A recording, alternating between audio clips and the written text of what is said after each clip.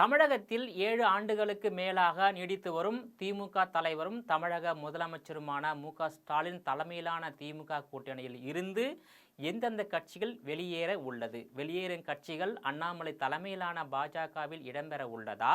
எடப்பாடி பழனிசாமி தலைமையிலான அதிமுகவில் இடம்பெற உள்ளதா? அல்லது தமிழக வெற்றி கழகத்தின் தலைவரும் நடிகருமான விஜய் தலைமையில் இடம்பெற உள்ளதா என்பது குறித்து விளக்குகிறது இந்த செய்தி தொகுப்பு.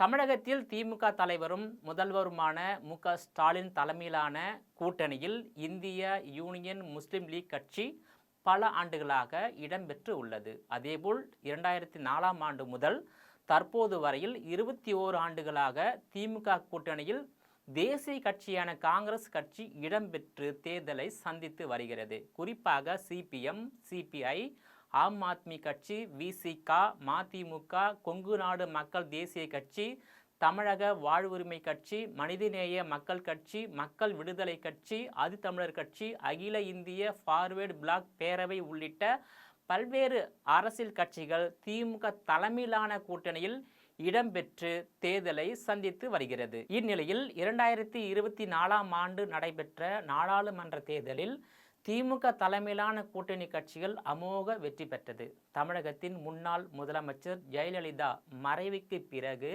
குறிப்பாக 2019ஆம் ஆண்டு முதல் தமிழகத்தில் நடைபெற்று வரும் நாடாளுமன்ற தேர்தல், சட்டமன்ற தேர்தல், சட்டமன்ற இடைத்தேர்தல், உள்ளாட்சி தேர்தல் என தொடர்ந்து 11 தேர்தலில் திமுக தலைவரும் தமிழக முதலமைச்சருமான மு.க.ஸ்டாலின் தலைமையிலான திமுக கூட்டணி தொடர்ந்து வெற்றி பெற்று வருகிறது. இந்நிலையில் 2026இல் நடைபெறும் சட்டமன்ற தேர்தலில் திமுகவின் வெற்றிக்கு முற்றுப்புள்ளி வைக்க வாக்காளர்களும் பல்வேறு அரசியல் கட்சி தலைவர்களும் முடிவு செய்துள்ளதாக தமிழக அரசியல் கள நிலவரம் மூலம் தெரிய வருகிறது. குறிப்பாக தமிழகத்தில் 2021இல் 6வது முறையாகவும் தற்போதைய முதலமைச்சர் மு.க.ஸ்டாலின் தலைமையில் முதல் முறையாகவும் ஆட்சிக்கு வந்த திமுக அரசு கொடுத்த தேர்தல் வாக்குறுதிகள் முறையாக நிறைவேற்றாமல் மக்களை ஏமாற்றி வருவதாக ஆளுங்கட்சி மீது சரமாரியாக குற்றச்சாட்டுகள் முன்வைக்கின்றனர்.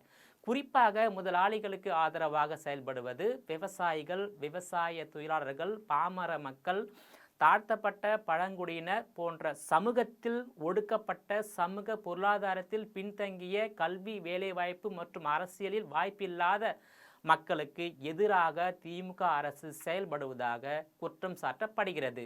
மேலும் வேளாண் விளைநிலங்கள், இயற்கை வளங்கள் உள்ளிட்டவற்றை படிப்படியாக கைப்பற்றி பெரு முதலாளிகளிடம் ஒப்படைப்பது, கள்ளசந்தையில் விஷ சாராயத்தை கொடுத்து 100க்கும் மேற்பட்ட அப்பாவி மக்களை கொன்றது, சென்னை மெரினா கடற்கரையில் குடிநீர் இல்லாமல் 120க்கும் மேற்பட்ட மக்கள் மயங்கி விழுந்து உயிருக்கு ஆபத்தான நிலைமையில் மருத்துவமனையில் அனுமதிக்கப்பட்டு சிகிச்சை பெற்றது. மேலும் அதே சென்னை மெரினாவில் 4 அப்பாவி மக்கள் குடிநீர் இல்லாமல் மரணமடைந்தது. புதுக்கோட்டை மாவட்டம் வேங்கவயலில் குடிநீரில் கழிவுநீர் கலந்ததால் அப்பகுதி மக்களுக்கு குடிநீர் கிடைக்காமல் அல்லல் பட்டது. தமிழகத்தில் உள்ள கனிம வளங்களை கொள்ளை அடித்து அண்டை மாநிலங்களுக்கு கொண்டு செல்வதன் மூலம் ஆண்டுக்கு 98,000 கோடி என 4 ஆண்டுகளில் கனிம வளத்துறையில் மட்டுமே ஏறக்குறைய சுமார் 4 லட்சம் கோடி ரூபாய் அளவுக்கு ஊழல் நடைபெற்று வருவதாக சமூக ஆர்வலர்கள் வேதனையுடன் தெரிவிக்கின்றனர். கனிம வளங்களை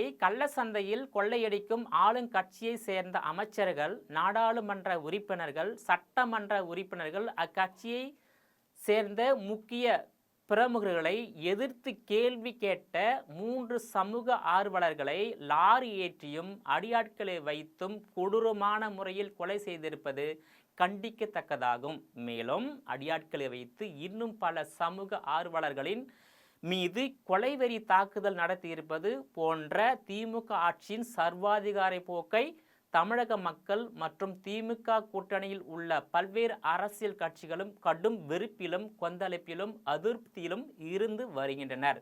குறிப்பாக இருப்பவர்களிடம் வாங்கி இல்லாதவர்களுக்கு கொடுப்பதே வரி விதிப்பு முறையாகும். அதை மறந்துவிட்டு மக்களிடம் வசூலிக்கும் வரி பணத்தை மக்களுக்கு செலவு செய்யாமல் மாறாக தமிழகத்தின் மறைந்த முன்னாள் முதலமைச்சரும் திமுக தலைவராக இருந்தவருமான கலைஞர் கருணாநிதிக்கு விழா நடத்துவது, கலைஞர் சிலை அமைப்பது, கலைஞர் பெயரில் பூங்கா அமைப்பது, கலைஞர் பெயரில் நூலகம் அமைப்பது, சென்னை கிழக்கு கடற்கரை சாலையில் 525 கோடியே 8 லட்சம் மதிப்பீட்டில் கலைஞர் பன்னாட்டு அரங்கம் அமைப்பது, சென்னை மெரினா கடலில் 80 கோடி செலவில் கலைஞர் கருணாநிதி பேனா நினைவு சின்னம் என கலைஞர் கருணாநிதியின் அரசியல் வாழ்க்கையை பற்றி மக்களிடையே பரப்புரை செய்வதற்காகவும், திமுக கட்சி ஆடம்பரமாக நடத்துவதற்காகவும் பல ஆயிரம் கோடிகளை செலவு செய்து வருவதன் காரணமாக தமிழகத்தின் கடன் சுமை 10 லட்சம் கோடியை தொடும் நிலை ஏற்பட்டு உள்ளது.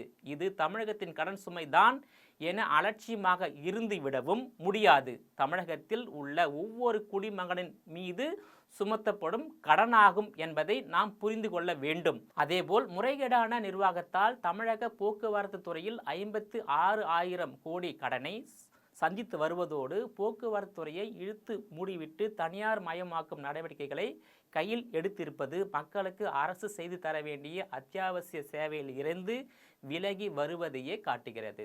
சமூக நீதி, சமத்துவம், சகோதரத்துவம் உள்ளிட்டவைகள் தான் தங்களது கொள்கை என்று சொல்லும் திமுக அரசு அவைகளில் இருந்து முற்றிலும் விலகி சமூகத்திற்கு எதிராக செயல்பட்டு வருவதாக ஆளும் கட்சியினர் மீது பொதுமக்கள், சமூக செயற்பாட்டாளர்கள், பல்வேறு அரசியல் கட்சியின் தலைவர்களும் முன்வைக்கக்கூடிய பிரதான குற்றச்சாட்டுகளாகும்.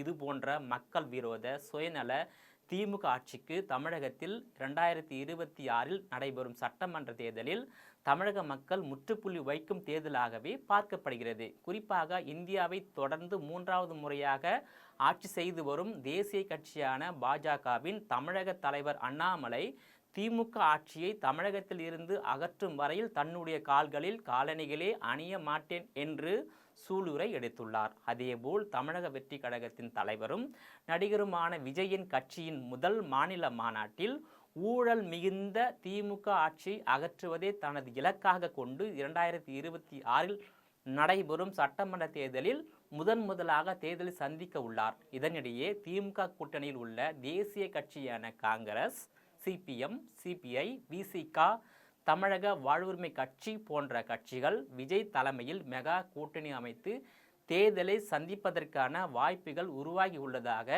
அரசியல் நோக்கர்கள் கருத்து தெரிவிக்கின்றனர். மேலும் திமுகவில் உள்ள மற்ற கட்சிகளும் வெளியேறி பாஜக அல்லது அதிமுக போன்ற கட்சிகளின் கூட்டணியில் இடம்பெற்று தேர்தலை சந்திக்கலாமா என்ற திட்டத்திலும் இருப்பதாக பேசப்பட்டு வருவதை பார்க்கும்போது முதலமைச்சர் மு.க.ஸ்டாலின் தலைமையிலான வலுவான திமுக கூட்டணி 2026 வலுவிழந்து தனித்து விடப்படும் சூழ்நிலை உருவாகி உள்ளது. குறிப்பாக 2026 நடைபெறும் சட்டமன்ற தேர்தலில் பாஜக, அதிமுக, பாமக, தேமுதிக, தவிக, நாம் தமிழர் கட்சி, புதிய தமிழகம், இந்திய ஜனநாயக கட்சி, புதிய நீதி கட்சி, தமிழ் மாநில காங்கிரஸ், புரட்சி பாரதம் கட்சி, தமிழக மக்கள் முன்னேற்ற கழகம் உள்ளிட்ட பல்வேறு அரசியல் கட்சிகளின் தலைவர்கள் ஊழல் மிகுந்த மக்கள் விரோத திமுகவின் ஆட்சியை 2026 வீழ்த்துவதில் ஒத்த கருத்துடன் செயல்படுவதோடு ஒரே அணியில் பலமான கூட்டணி அமைத்து தேர்தல் சந்திக்கவும் திட்டமிட்டுள்ளதாக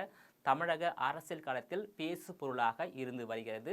எது எப்படியோ 2026 தமிழக சட்டமன்ற தேர்தல் களம் வரலாறு காணாத வகையில் பல்வேறு சவால்களை சந்தித்துதான் எந்த கூட்டணி கட்சியாக இருந்தாலும் வெற்றி பெற்று ஆட்சியை கைப்பற்ற முடியும் என்ற சூழ்நிலை உருவாகியுள்ளது. மேலும் ஆட்சியிலும் பங்கு, அதிகாரத்திலும் பங்கு, அதாவது கூட்டணி ஆட்சி அமைய வேண்டும் என்ற விடுதலை சிறுத்தைகள் கட்சியின் இலக்கு 2026 சட்டமன்ற தேர்தலில் நிச்சயம் நிறைவேறும் நிலை உருவாகி இருப்பது குறிப்பிடத்தக்கது.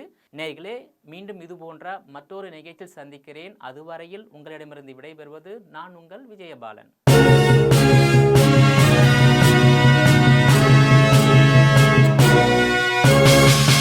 உடனுக்குடன் அப்டேட் தெரிந்து கொள்ள ஜெம் டிவி தமிழ் ஆப்பை இன்ஸ்டால் செய்யவும்.